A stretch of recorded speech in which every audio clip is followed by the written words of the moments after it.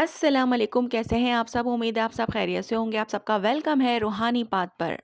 तो जनाब, ये सवाल मुझसे बहुत बार पूछा जाता है कि क्या थर्ड पार्टी के होते हुए डीएम और डीएफ का यूनियन हो सकता है क्या? या फिर यूनियन के लिए थर्ड पार्टी का रिलीज़ होना ही ज़रूरी है? तो इन सब का क्या जवाब हो सकता है, मैं आज की वीडियो में आपको बताती हूँ, ठीक है? और लास्ट में मैं आपसे एक रियल स्टोरी भी शेयर करूँगी, जो कि यूँ समझ लीजिए कि मेरी अपनी खुद की फ्रेंड की ही है, और उनका यूनियन थर्ड पार्टी के होते हुए किस तरह हुआ है, ये भी मैं आपको बताऊँगी, ठीक है? जनाब, ट्विन फ्लेम जर्नी का सबसे ज़्यादा कंफ्यूजिंग और इमोशनली ड्रेनिंग फेज़ तब होता है जब डीएम की लाइफ में थर्ड पार्टी होती है। इस स्टेज पर डीएफ के दिल में होप भी होती है और दर्द भी। वो ये समझना चाहती है कि क्या ये सिचुएशन सिर्फ डिले है या फिर जर्नी यहीं ख़त्म हो जाती है। सच ये है कि थर्ड पार्टी कोई एक्सीडेंटल चीज़ नहीं होती, बल्कि डिवाइन प्रोसेस का हिस्सा होती है, जो दोनों को इमोशनली मैच्योर करने आती है। तो आज की इस वीडियो में हम लोग ये समझेंगे कि थर्ड पार्टी क्यों आती है, यूनियन कैसे पॉसिबल होता है, और डीएफ को इस दौर में क्या समझना ज़रूरी है, ठीक है? नंबर वन, थर्ड पार्टी का असल मकसद। थर्ड पार्टी का मकसद डीएम को पनिश करना या डीएफ को हर्ट करना नहीं होता, बल्कि डीएम के अंदर छुपे हुए फियर्स और इनसिक्योरिटीज़ को सरफेस पर लाना होता है। डीएम जब डीएफ जैसी इंटेंस और सोल लेवल कनेक्शन से मिलता है, तो उसका ईगो और पुरानी कंडीशनिंग पैनिक में चली जाती है। थर्ड पार्टी उसे एक सेफ जोन लगती है, जहां इमोशंस इतने गहरे नहीं होते। ये फेज़ डीएम को ये सिखाता है कि कंफर्ट और ट्रू लव में फ़र्क होता है। नंबर 2, डीएम थर्ड पार्टी में क्यों रुका रहता है? ये सवाल भी पूछा जाता है, ठीक है? तो जनाब, डीएम अक्सर थर्ड पार्टी को छोड़ना भी चाहता है तो नहीं छोड़ पाता, क्योंकि उस पर रिस्पॉन्सिबिलिटीज़ का बोझ होता है। Society, family pressure, financial matters और गिल्ट उसे बांध कर रखते हैं, ठीक है? वो ये भी डरता है कि अगर डीएफ के पास गया तो उसकी पूरी लाइफ चेंज हो जाएगी। इसलिए वो बीच में अटक जाता है, ना यहाँ का ना वहाँ का, और इमोशनली अंदर से खाली होता चला जाता है।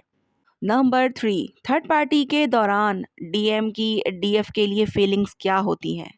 ये भी पूछा जाता है। तो इसका जवाब ये है कि इस दौर में डीएम की डीएफ के लिए जो फीलिंग्स होती हैं वो ख़त्म नहीं होती, बल्कि और गहरी हो जाती हैं। वो डीएफ को हर जगह फ़ील करता है, छोटी-छोटी चीज़ों में उसकी याद आती है, और फ्यूचर के ख्वाब भी डीएफ के साथ ही देखता है। लेकिन कन्फेस करना उसके लिए मुश्किल होता है, क्योंकि कन्फेस करना मतलब अपनी पूरी लाइफ़ का सच एक्सेप्ट करना है, ठीक है? इसलिए डीएम अक्सर साइलेंस, डिस्टेंस या अवॉइडेंस चूज़ करते हैं। नंबर 4, डीएफ इस फेज़ में क्यों टूट जाती है? ये मसला भी होता है भाई, बहुत ज़्यादा।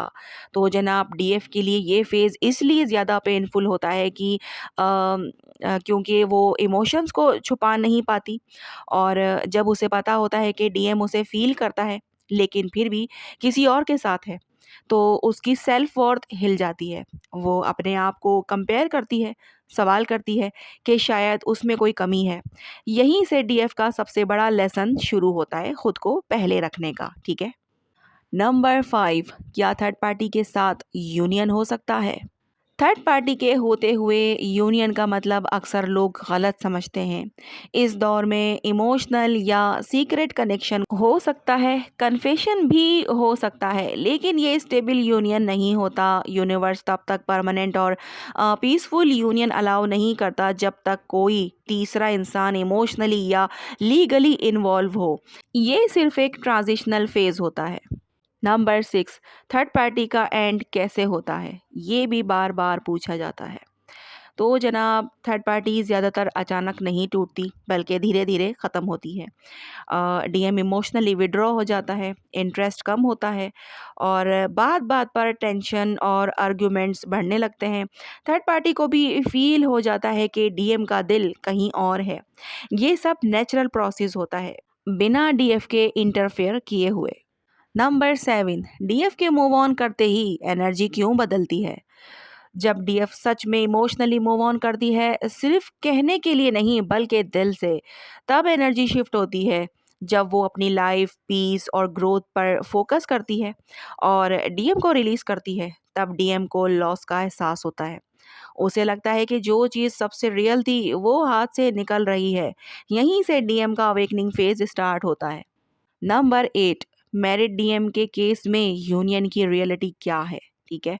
मैरिड डीएम के केस में जर्नी और भी स्लो और कार्मिक होती है। यहाँ रिस्पॉन्सिबिलिटीज, बच्चे, सोसाइटी और लीगल मैटर्स सब इन्वॉल्व होते हैं। इसलिए यूनियन का मतलब फौरन शादी या साथ रहना नहीं होता। कभी कभी सिर्फ ट्रुथ का एक्सेप्ट करना होता है। इमोशनल ऑनेस्टी और रिस्पेक्ट के साथ कनेक्शन भी एक टाइप का यूनियन होता है, जब तक डिवाइन टाइमिंग अलाउ ना करे। नंबर 9, परमानेंट यूनियन कब पॉसिबल होता है?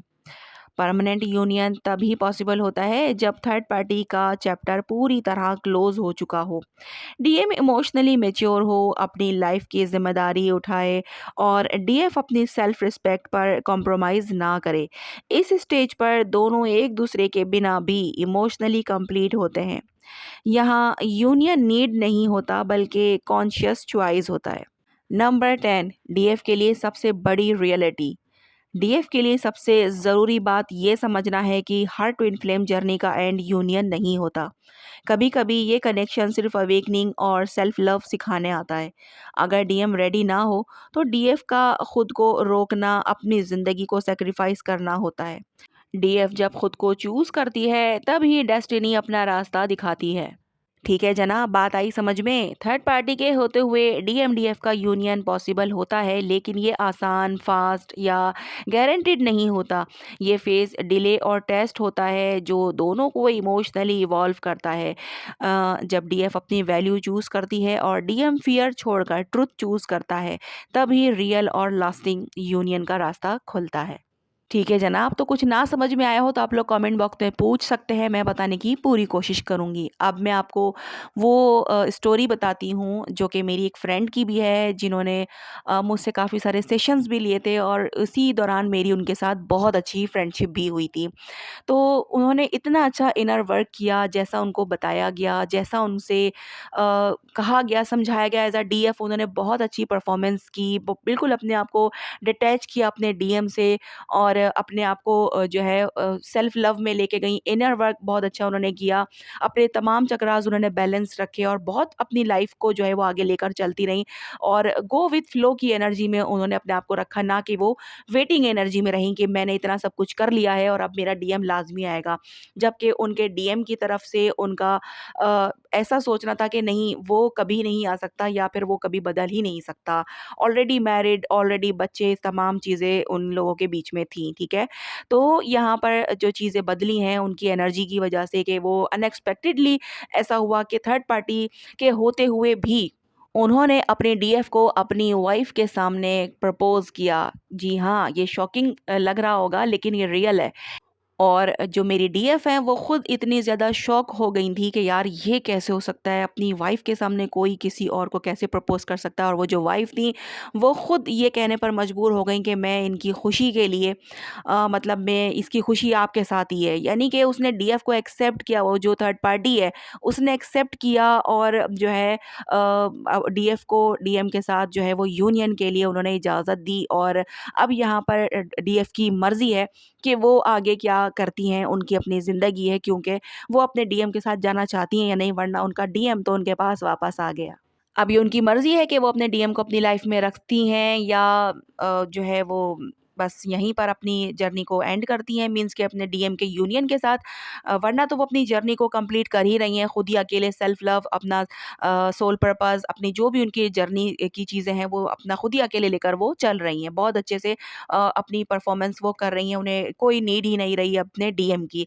लेकिन यहाँ पर डीएम के साथ उनका यूनियन जो है वो उनके पास समझ लें आ गया। अब ये उनकी मर्ज़ी पर डिपेंड करता है कि वो क्या करना चाहती हैं। यहाँ पर ये जो स्टोरी शेयर मैंने की है, ये बताने का सिर्फ़ यही एक मकसद है, ताकि आप लोग ये समझ सको कि जनाब रियल में भी किसी का यूनियन हुआ है या नहीं हुआ है। ये मुझसे सवाल बहुत बार पूछा जाता है कि क्या मेरे किसी जो है वो स्टूडेंट ने या जिन्होंने मुझसे सेशंस लिए हों, क्या ऐसी कोई कहानी मेरे सामने आई है तो मैं आपके साथ शेयर करूँ? तो बिल्कुल मुझे उन्होंने इजाज़त दी, तो मैंने ये शेयर किया है। कि थर्ड पार्टी के होते हुए भी उनकी जो डीएम है उन्होंने अपनी डीएफ को प्रपोज़ किया और डीएफ के लिए भी ये बहुत शॉकिंग न्यूज़ थी और जब मुझे ये बात पता चली तो मैं खुद शॉक्ड रह गई थी कि यार इस तरह भी होता है बिल्कुल, क्योंकि हर इंसान की जर्नी अलग होती है और मेरी डीएफ का जो काम था वो उन्होंने इतना अच्छा खुद पे वर्क किया, उन्होंने वेटिंग में तो वो बिल्कुल भी नहीं रहीं, उन्होंने बस एक तरह से एक्सपेक्टेशन ही छोड़ दी थी कि कुछ होगा भी। वो अपनी लाइफ़ को बस हील करके अपने आप को वो आगे बढ़ रही थी। और यूनियन उनको एज़ अ गिफ्ट अब मिल गया है, अब ये उन पर डिपेंड करता है कि उन्हें क्या करना है। मैं ऐसा नहीं कहूँगी कि हर किसी के साथ ऐसा ही होता है कि इनकी थर्ड पार्टी अगर है तो थर्ड पार्टी के होते हुए भी यूनियन हो जाता है। लेकिन यहाँ पर मैं सिर्फ़ ये कहना चाहती हूँ कि देखें डीएफ का जो खुद पर काम होता है ना, डीएफ की जो खुद की एनर्जी शिफ्ट होती है ना, वो बहुत मायने रखती है। और ये स्टोरी मैंने आपसे शेयर ही इसलिए की ताकि आप लोगों में मोटिवेशन आए, ताकि आप लोग हिम्मत ना हारें कि वो तो मैरिड है या फिर उसकी लाइफ़ में ये सारा कुछ चल रहा है तो वो कैसे आएगा मेरे पास? जब तक वो अपनी थर्ड पार्टी को छोड़ेगा नहीं तो मेरे पास वो आ नहीं सकता।